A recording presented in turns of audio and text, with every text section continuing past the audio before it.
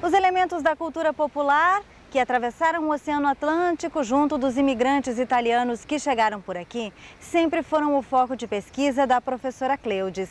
No programa Páginas de hoje, nós vamos resgatar um pouco da trajetória dessa etnógrafa, que é reconhecida internacionalmente e é daqui, de Nova Milano.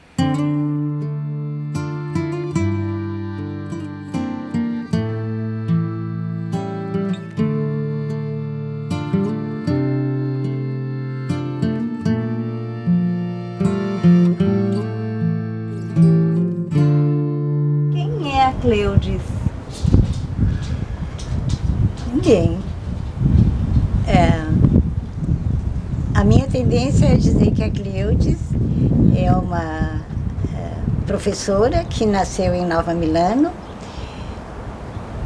e que se torna professora porque a descoberta que ela faz é através de um dicionário, né?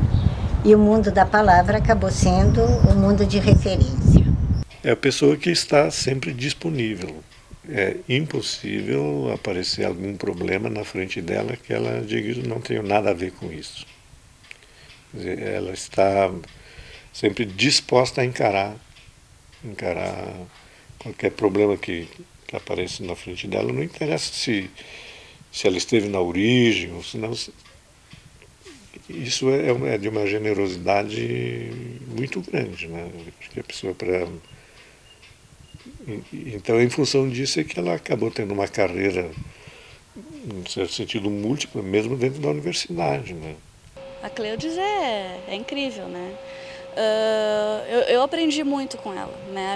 A minha visão de pesquisa e até mesmo a minha área de pesquisa em música mudou depois que eu vim trabalhar com eles aqui. Essa relação dela humana com a pesquisa me mostrou um outro lado da pesquisa que eu estava acostumada mais a trabalhar com a questão da pesquisa em papel, né, por assim dizer. E com ela eu vi esse outro lado que é a pesquisa, até poderia ser uma pesquisa emocional, né, porque ela realmente ela se envolve completamente com o que ela faz. Ela sempre foi de encarar a situação, de não deixar... De dar uma ajuda, uma contribuição, fazer alguma coisa, né? É como se fosse coisa dela.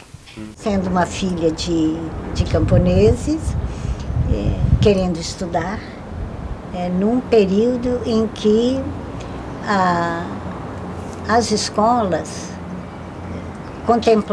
as escolas no interior contemplavam o que corresponde para nós ao primeiro grau, nem isso, menos que isso, né? E depois, para as mulheres, que sempre foram figurantes à margem do enredo, inclusive na história oficial da imigração, não é? Elas não tinham muito o que estudar também, né? Tinham que se preparar para se casar, se quisessem. Se fossem um pouco rebeldes, encontrar uma outra saída também, né? Como eu vim de São Francisco de Paula, toda essa cultura da imigração italiana para mim era outra cultura, né? Eu costumo dizer que eu fui criado comendo cuscuz, paçoca, charque, né? E aqui é que eu conheci o agnolone, essas coisas todas, né? E com essa entrada na casa da Dona Cecília, eu entrei direto dentro dessa cultura da imigração italiana, né? Quando a senhora entrou na faculdade, a senhora já era, em essência, essa pesquisadora que iria trabalhar com etnografia? De alguma forma, sim, porque nasci na casa de minha avó. A minha avó era filha de Tommaso Radaelli, que a tradição se encarrega de identificar como um né? Ele e sua mulher, como um dos casais pioneiros da imigração italiana no Rio Grande do Sul. Então, eu era a dama de companhia da minha avó, andando na garupa de um cavalo. Sim. Não é? E ela ia visitar as irmãs, né? Então não queriam deixá-la andar sozinha. Eu ia junto no lombo do cavalo, da garupa. Uhum. Eu me lembro que um dia ela disse: hoje eu vou te mostrar onde era a casa do Luiz Bugre. Uhum. Luiz Bugre era um caigangue que trouxe esses 3 casais e os abrigou na choupana dele, porque o barracão dos imigrantes ainda não estava pronto. Então, Luiz Bugre é um personagem familiar para mim. Né? Então, ela me mostrou um monte de capoeiras, mas disse que a choupana era aí. E é um tipo de trabalho que exige muitas vezes muita renúncia, né? Porque para ir a campo, entrevistar colonos, agricultores, não pode ser na hora que eles estão trabalhando. Quando é que eles estão disponíveis? No sábado e no domingo. Então é um trabalho feito, né, depois de dar todo o expediente na universidade, né, embarcar, né, e ir para campo para fazer essa coleta de informações, né, com foto, registro, gravador, né. Ela usava um gravador que era um caixote desse tamanho, né, com fita de rolo, né, naqueles bons tempos. E os fotógrafos acompanhando sempre. Então é um trabalho que está documentado, é um acervo que espero seja preservado. Queria saber a sua parceria com o professor Pozenato. Todo mundo tem curiosidade e eu vou contar. Porque é uma amizade de longa data. De longa data. O professor Pozenato militou nas fileiras da Igreja Católica como padre, né? E ele foi convidado a lecionar uma disciplina que envolvia a questão dos estudos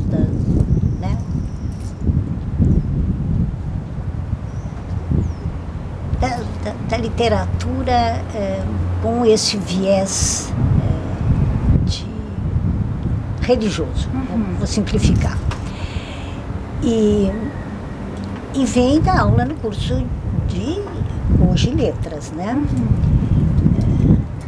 Muito tímido e eu tímida também, mas para me salvar eu sempre preciso contar a história de Adão e Eva, que aí eu falo bastante, eu não me lembro que eu sou tímida. E conversa vai, conversa vem, ele é de São Francisco de Paula, e termina o semestre e a família da minha mãe reúne filhos e netos, né, e faz a janta e etc. E eu pergunto, assim, né, com o maior entusiasmo do mundo: e tu vai passar o Natal com a tua família? Onde? Ele disse: não, vou passar o Natal sozinho. Eu vou para a casa da minha mãe para fazer os preparativos e eu disse: sabe, nós estamos fazendo todo esse festeirê aqui, eu tenho um colega meu que é padre e vai passar o Natal sozinho. Chama ele aqui, diz para ele jantar com a gente, se ele vier, né? Então, convido, ele aceita. Eu me lembro que no final de ano, né, ela chegou dizendo que a mãe dela estava me convidando para passar o Natal, o final do ano com eles, que ela tinha contado que eu estava sozinho, que eu era de São Francisco de Paula, né, que ela ia gostar de conhecer. E realmente, né, a aproximação com a mãe dela, com a dona Cecília, foi assim, de sintonia imediata. Ela também tinha todas as memórias dela lá da região do campo e tal, né. A minha mãe, filha de imigrantes, nasceu exatamente numa fronteira cultural. vacaria. Ela começa a falar com ele e usa expressões que ele identifica como expressões. Até hoje ele diz, a dona Cecília dizia isso, ou eu pergunto, eu nunca ouvi a Deotília dizer tal coisa. Ela dizia isso. Então, o Pozenato foi acolhido pela minha mãe, né? Com frequência ia para a nossa casa, meus pais já moravam em Caxias. Quando nasceu o Rodrigo, quem batizou o Rodrigo foi o Pose. Quando ele começou a flertar com a Kenny, ele me contou. E ele dizia, eu acho que tu conheces, mas eu não sei. E eles namoravam na nossa... Porque aí eu já tinha casado, né? Sim. E eles dois iam namorar na nossa sala.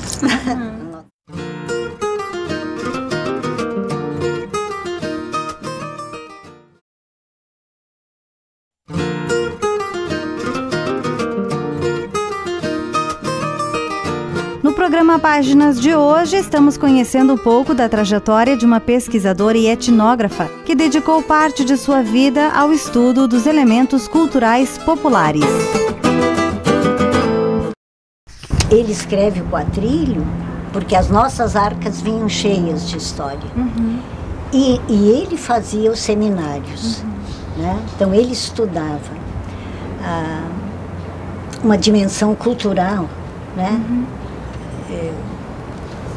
Da própria experiência da imigração e as trocas culturais havidas. Nós levamos um tempo para entender quanto foi rico, né? Essas trocas culturais havidas dos imigrantes com os outros grupos étnicos. De minha parte, todo esse mergulho, né, dentro da cultura da imigração italiana é que me deu material para escrever meus romances, né, a minha trilogia da imigração.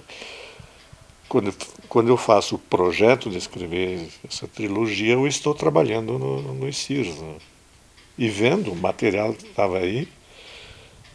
Eu era ao mesmo tempo professor de literatura rio-grandense e brasileira, e via que na literatura, no romance brasileiro, essa cultura, essa experiência que já tinha mais de 100 anos, no Brasil não estava presente, nem na literatura do Rio Grande do Sul. Aí fiz um projeto, né, vou escrever uma trilogia, 3 romances sobre esse período, e vou usar o material que está disponível aqui dentro do projeto ICIRS, né? E tanto eu dependia desse material que ao invés de começar pelo primeiro, que começaria na Itália, eu comecei pelo segundo, que já era de memórias de pessoas que contavam, né, a sua trajetória dentro dessa pesquisa. Então o quatrilho, toda aquela ambientação do quatrilho, etc., não é porque eu vivi aquilo, porque na minha família contavam isso, é porque eu fiquei sabendo pelo meio da pesquisa do projeto ICIRS. Eu não me dei conta dessa construção e desse armazenamento, a não ser em 73, quando eu já estava sendo professora na faculdade, e o reitor já éramos universidade, e o reitor da época me chama e diz, está aí o adido cultural da Itália, e ele veio para preparar uma equipe com vistas às comemorações do centenário da imigração italiana. Como tu falas italiano, porque eu sou egressa do curso de línguas neolatinas, né? Então tu vais acompanhá-lo. Eu fiquei um pouco nervosa, né? Ele disse, mas não te preocupa em substituições para as tuas aulas.